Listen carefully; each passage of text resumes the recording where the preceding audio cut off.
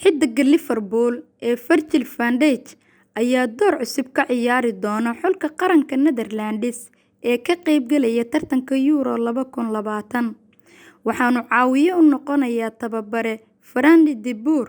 29-jirkan difaaca ah ayaa dhaawac ku maqnaa xilli ciyaareedkii hore ee 2020-2021 oo inta badan kooxdiisa Liverpool aanu u ciyaarin kadib markii qalliin lagaga sameeyay jilibka bishii Oktoobar. Xilli ciyaareedka oo socday wax aan ka badnayn 2 bilood, De Boer ayaa rajeynayay in Frank uu qayb ka noqdo xulka qaranka Netherlands. Hase yeeshee, difaacan ayaa daqiiqadihii ugu dambeeyay ee xulista xulka la shaacinayay waxa uu ku wargeliyay dalkiisa in aanu si buuxda oo taam ah u ahayn oo aanu u ciyaari doonin tartanka qaramada Yurub. Virgil van Dijk, oo ah kabtanka xulka qaranka Netherlands, ayaa ka mid noqon doona shaqaalaha tababarka xulka qaranka xilliga uu socdo tartanka qaramada Yurub, sida uu qoray wargeyska Daily Mirror. Frank de Boer ayaa Virgil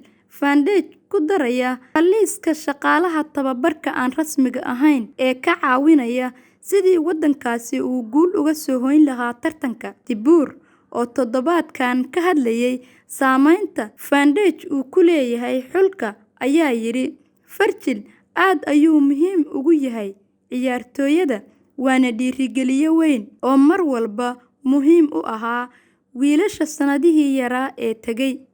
Kooxdani waxa ay jeceshahay la joogistiisa. Xulka qaranka Netherlands ayaa ku jira Group C, waxaana ku weheliya Austria, North Macedonia iyo Ukraine.